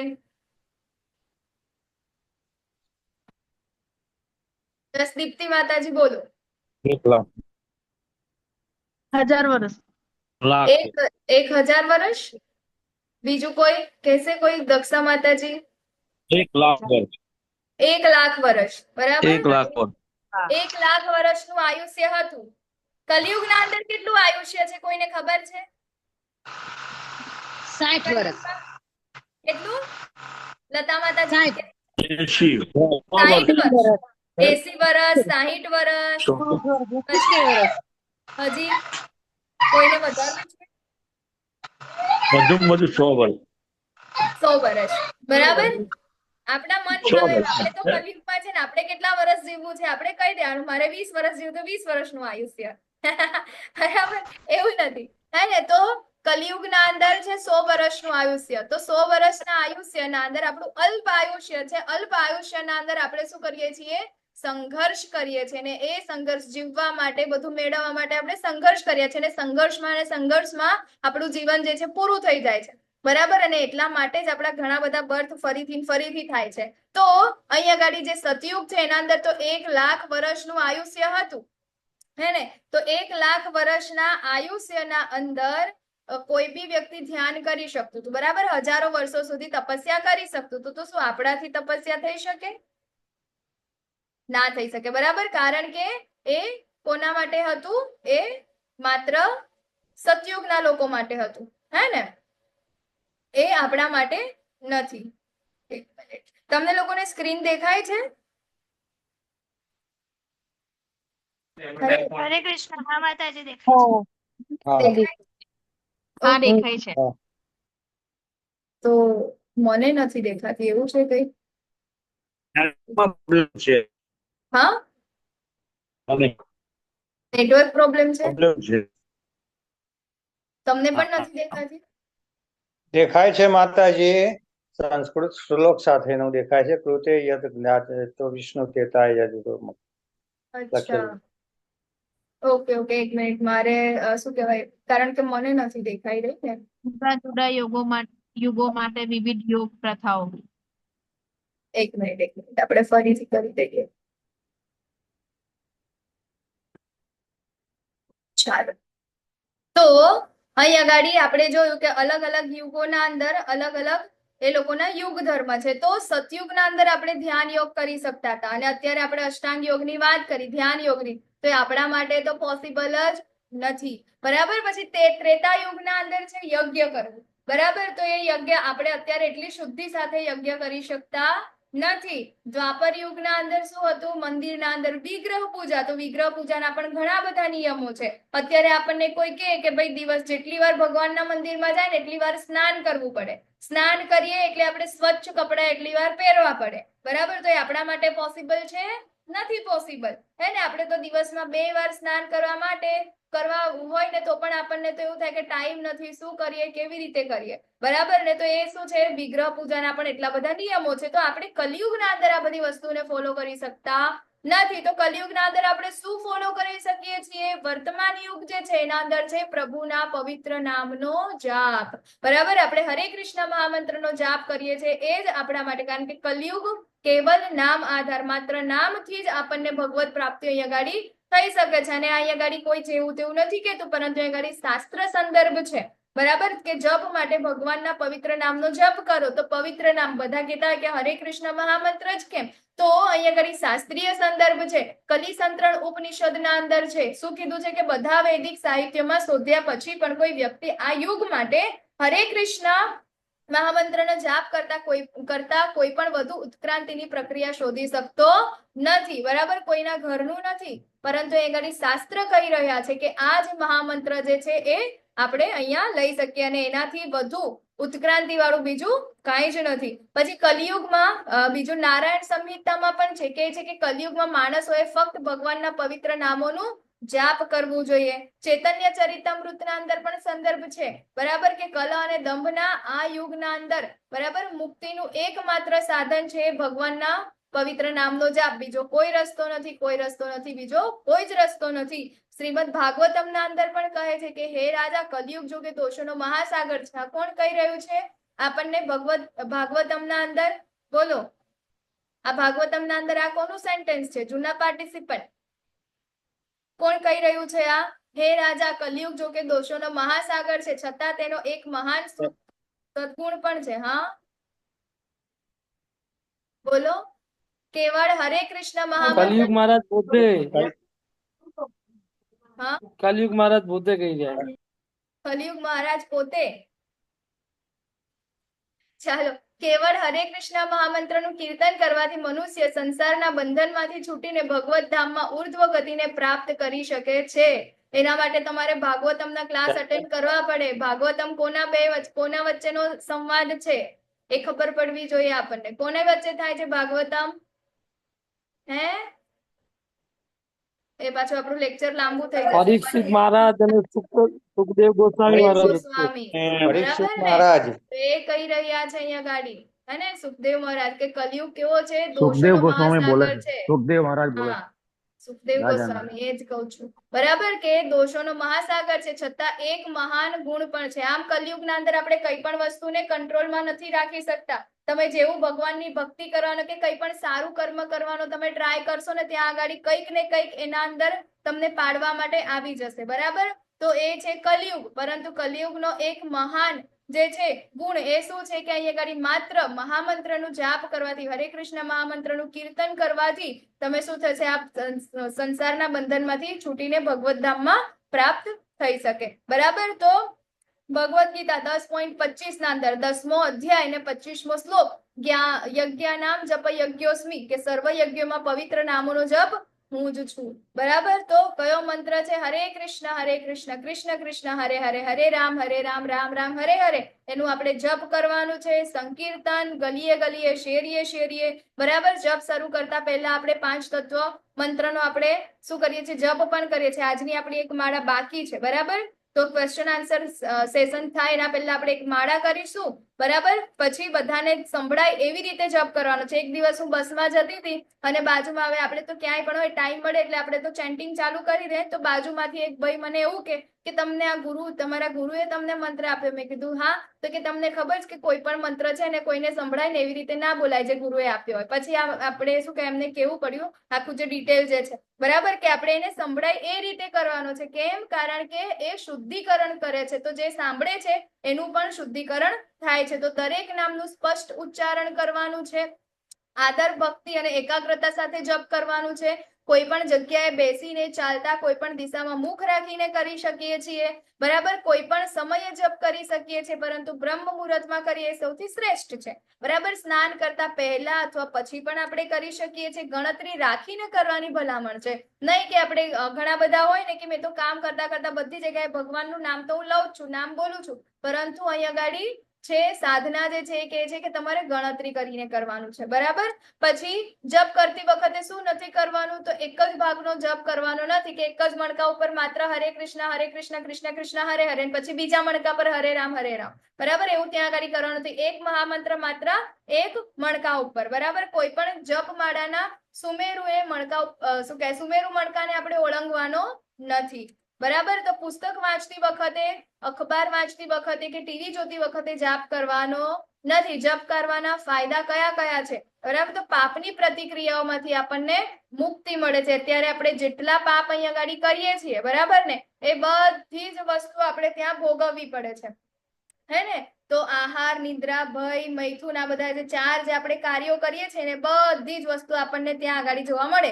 અત્યારે આપણને બહુ સારું સારું ખાવાની પીવાની બહુ ઈચ્છા હોય ને, તો આપણને ત્યાં આગળ નેક્સ્ટ બર્થ, બરાબર ને, નર્કના અંદર જઈ અને આવી રીતે આપણા મોઢાના અંદર એટલી ગરમ ગરમ વસ્તુ, એટલી ખરાબ ખરાબ વસ્તુ આપણા મોઢામાં નાખવામાં આવે ત્યાં આપણે ભલે ગમે તેટલી ચીસો પાડીએ, આપણું કોઈ નહીં સાંભળે, બરાબર. આપણને સ્ત્રી સંગ, પુરુષ સંગ, અવાંછિત આપણને જે કહેવાય ને સંબંધો રાખવાની આપણને ઈચ્છા હોય ને, તો ત્યાં આગળ પણ આપણા માટે એવા વ્યક્તિઓ, બરાબર ને, આપણને જેની સાથે રહેવાની ઈચ્છા હોય ને એવા વ્યક્તિઓ, કેવા આગના અંદર આખા લોખંડના તપેલા વ્યક્તિઓની સાથે આપણને એ લોકો શું કરે છે, ત્યાં આગળ આલિંગન કરાવે છે કે કરો, હવે તમને બહુ ઈચ્છા હતી ને કરો, બરાબર. જે લોકો રેપિસ્ટ ને આ બધા હોય છે ને એ લોકો, હે ને. પછી છે આપણું શું કહેવાય બહુ પેલું બીજા બધા લોકોને મારવા ને માંસાહાર કરીએ, મતલબ કોઈ બી વ્યક્તિ માટે આપણે શું કરીએ છીએ, મર્ડર ને એવું બધું, મતલબ જે કાંઈ બી આપણે કરીએ છીએ ને, બરાબર. તો એના માટે આપણને પણ ઉકળતા તેલના અંદર એવા પ્રવાહી દ્રવ્યોના અંદર આપણને નાખવામાં આવે છે. ગમે તેટલી ચીસો પાડો, તમને કોઈ બહાર નીકાળશે નહીં, બરાબર. યાતનાઓ આપણને ત્યાં આગળથી આપણને આ બધું આપવામાં આવે છે. તો એવી જ રીતે પાપની પ્રતિક્રિયાઓ છે. તો આપણે તો આપણા કેટલા બધા જન્મો થઈ ગયા, આ જન્મ ચલો અત્યારે ખબર પડી, હવે જે આપણે કર્મ નથી કરવા, પણ એના પહેલા થઈ ગયા છે એનું શું, બરાબર. આપણે તો કેટલા બધા જન્મો થઈ ચુક્યા છે આગળ, અને હવે અત્યારે આપણે એના માટે શું કરવાનું છે? તો એ પાપની પ્રતિક્રિયાઓમાંથી મુક્તિ મેળવવા માટે જે આ મહામંત્ર જે છે આપણને હેલ્પ કરી શકે છે, બરાબર. તો અનિચ્છનીય ખરાબ આદતો અને ટેવોથી રાહત આપે છે. વર્તમાન સ્થિતિમાં કોઈ પણ તરંગી વિચારોને ઈચ્છાઓના ગુલામ છીએ, બરાબર. આપણે મનના ગુલામ છીએ, તો એના અંદરથી પણ આપણને મુક્તિ મળે છે. કેટલા બધા પ્રભુપાદ ત્યાં આગળ ગયા હતા પાશ્ચાત્ય દેશોમાં, અને કેટલા બધા લોકોને સારા રસ્તે લઈ આવ્યા અને ભક્ત બનાવી દીધા, અને કેટલા બધા લોકો ડિપ્રેશનમાં હતા, ડ્રગિસ્ટ હતા, બરાબર. તો એ બધા જ લોકોને એમને સુધારી દીધા. ચિંતા અને તાણથી મુક્તિ છે અત્યારનો હળહળતો પ્રશ્ન, બરાબર. મનની શાંતિ નથી, ડિપ્રેશન છે, ચિંતા જ રહ્યા કરે છે, શું કરવું છે કઈ ખબર પડતી નથી, બરાબર. એના લીધે શારીરિક રોગ જે છે એ પણ આપણને અહીંયા થાય છે, બરાબર. અત્યારે સૌથી વધારે પ્રમાણના અંદર જે કહેવાય ને મેન્ટલ ડિસીઝ સૌથી વધારે વધી રહ્યા છે, એના લીધે શારીરિક જે ડિસીઝ છે પણ વધી રહ્યા છે. તો એ બધાનું માત્ર ને માત્ર એક જ ઉપાય છે, બરાબર. મનની શાંતિ જ્યારે આપણે સાચું વાસ્તવિક સુખ આપણને જ્યારે મળશે ત્યારે આ બધી જ વસ્તુથી આપણે દૂર થઈશું, બરાબર. તો બોધ આપણે શું છે કે આપણે શું કરવું જોઈએ? હરે કૃષ્ણ મહામંત્રનો જાપ કરતું રહેવું જોઈએ, લોકોને કહેવું જોઈએ, બરાબર. કારણ કે ઘણા બધા લોકો જે દુઃખી છે, બરાબર, કોઈ પણ આ દુઃખાલયના અંદર સુખી નથી, બધા જ દુઃખી છે. તો દુઃખમાંથી દૂર થવાની એક જ દવા છે, અને એ છે હરે કૃષ્ણ મહામંત્ર. ભગવાનની લીલાઓનું શ્રવણ કરવાનું, ભગવાનની કથાઓનું શ્રવણ કરવાનું, ભગવાનની સેવા કરવાનું. તો એનાથી આપણને શાંતિ પ્રાપ્ત થાય છે, અને એનાથી શું થાય છે? આપણું જીવન સારું બને છે અને ભગવાનને પ્રાપ્ત કરી શકીએ છીએ. તો એવા ઘણા બધા ઉદાહરણો છે, બરાબર. હેરિસન છે, પછી જીન ક્લોડે હેલીએ છે, બરાબર, કે જે ફ્રાન્સના અંદર સૌથી નાનો ડાયરેક્ટર છે, આલ્બર્ટ બ્રુચ ફોર્ડ જે છે, ફોર્ડ કંપનીના માલિક છે, એ બધા જ લોકો, એનડી દેસાઈ છે, ઋષિકેશ મફતલાલ છે, બરાબર, તો આ ડચ મોડલ છે, અને સ્કોપ્સ હે ને, તો એ છે. તો આ બધા જોવાય છે ને, એના અંદર પહેલો ફોટો કેવો છે ને અત્યારે કેવા છે, બરાબર. તો આ બધા જેટલા પણ લોકો જે છે એ બધાએ હરે કૃષ્ણ મહામંત્રનો સહારો લીધો અને એના પછી એમના જીવનના અંદર પરિવર્તનો આવ્યા, બરાબર. આ જુઓ ફોટો અહીંયા ગાડી, અને અત્યારે આ જુઓ હે ને, કે હરે કૃષ્ણનો જાપ કરવાનું શરૂ કરીને જબરજસ્ત ખુશીનો અનુભવ કરી રહ્યા છીએ. આપણે જોઈએ ને, ઘણા લોકો પાસે શું કહે, સંપત્તિ બહુ છે અને અચાનક ખબર પડે કે આને તો શું કરી દીધું, આત્મહત્યા કરી દીધી, બરાબર. એના અંદર શું કહેવાય 98% આવવાના હતા, પરંતુ આવ્યા 95 ને એને આત્મહત્યા કરી દીધી. જીમના અંદર શું કહેવાય, થોડોક ટાઈમ જીમના અંદર અચાનક જ ટ્રેડમિલ કરતા કરતા હાર્ટ એટેક આવી ગયું, બરાબર. કે હાર્ટ સર્જન જે છે, કાર્ડિયોના સર્જન છે, એ લોકોને અચાનક હાર્ટ એટેક આવી ગયું અને એને મરી ગયા એની જ હોસ્પિટલમાં, એની જ ઓટીમાં, બરાબર. તો એ શેના કારણે આ બધું થઈ રહ્યું છે, એને કારણ કે અશાંતિ છે. આપણને જે જોઈએ છે, વાસ્તવિક સુખ જે જોઈએ છે, આપણને મળતું નથી. તો આ બધા જે છે એ લોકોએ પોતાના જીવનના અંદર પરિવર્તન થયા છે. ડેવિડ વુલ છે, પોલ બ્લેર, બરાબર, પ્રિન્ટિંગ એક્ઝિક્યુટિવ છે, ઘણા બધા જે મોટા મોટા વ્યક્તિઓ જે છે, આ તો માત્ર થોડાક જ ઉદાહરણો છે. એવા ઘણા લોકો છે કે જેના જીવનના અંદર પરિવર્તન આવ્યા છે, બરાબર. તો આપણે પણ શું કરવાનું છે, જાપ કરવાનું છે. તો શેનું, હરે કૃષ્ણ કૃષ્ણ કૃષ્ણ હરે હરે, હરે રામ રામ રામ હરે હરે, અને આપણે શું રહેવાનું અને સુખી રહેવાનું છે. વાંછા કલ્પતરુભ્યશ્ચ કૃપા સિંધુભ્ય એવ ચ પતિતાનાં પાવનેભ્યો વૈષ્ણવેભ્યો નમો નમઃ. અનંત કોટિ વૈષ્ણવ વૃંદ કી જય.